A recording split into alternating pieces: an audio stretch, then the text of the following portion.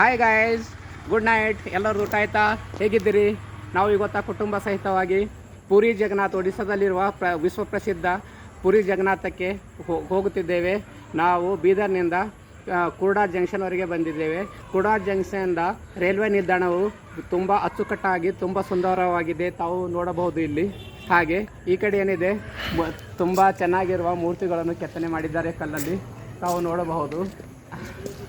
ಅತಿ ಸುಂದರವಾದ ಕೆತ್ತನೆಯೊಂದಿಗೆ ಕಲ್ಲಿನಲ್ಲಿ ಸುಮಾರು ಮೂರ್ತಿಗಳನ್ನು ಕೆತ್ತಿದ್ದಾರೆ. ಈ ಕಡೆ ನೋಡ್ಬೋದು, ತಾವು ಈ ಕಡೆ ನೋಡ್ಬೋದು, ಈ ಕಡೆ ನೋಡ್ಬೋದು, ಈ ಕಡೆ, ಹಾಗೆ ಈ ಕಡೆ ಮಗು,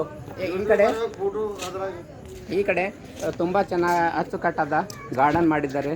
ಹಲವಾರು ಜನರು ಇಲ್ಲಿ ವಿಶ್ರಾಂತಿ ಮಾಡಬಹುದು. ಅದರ ಜೊತೆಯಲ್ಲಿ ತಾವು ಕೆಲವು ಸಮಯ ಇಲ್ಲಿ ಕಳೆಯಬಹುದು. ಅತಿ ಉತ್ತಮವಾದ ವಾತಾವರಣದೊಂದಿಗೆ ಸುಖವಾದ ನಿದ್ರೆಯೂ ಕೂಡ ಇಲ್ಲಿ ಮಾಡ್ಬೋದು. ಅಷ್ಟೊಂದು ಸೌಲಭ್ಯಗಳು ಹೊಂದಿರುವ ಹೈಟೆಕ್ ರೈಲ್ವೆ ನಿಲ್ದಾಣವನ್ನು ತಾವು ಕಾಣಬಹುದು. ಮೇಲ್ಗಡೆ ತಾವು ಕಾಣಬಹುದು ಕುರ್ಡಾ ರೋಡ್ ಜಂಕ್ಷನ್ ಅಂತ.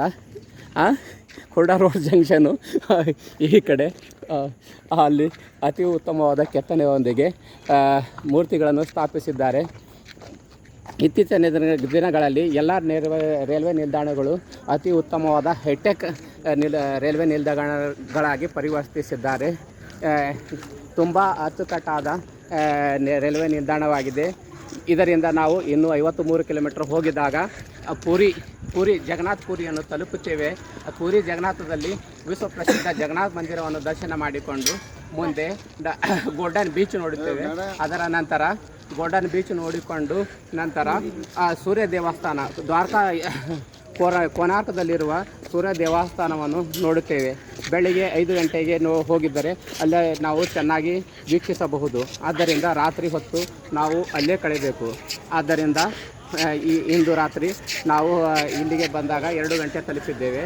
ಬೆಳಗ್ಗೆ 4 ಗಂಟೆಗೆ ಪುರಿ ಜಗನ್ನಾಥ ದರ್ಶನ ಮಾಡಿಕೊಂಡು ಸಾಯಂಕಾಲ ಹೋಗಿ ಕೋನಾರ್ಕದಲ್ಲಿ ವಾಸಿಸುತ್ತೇವೆ.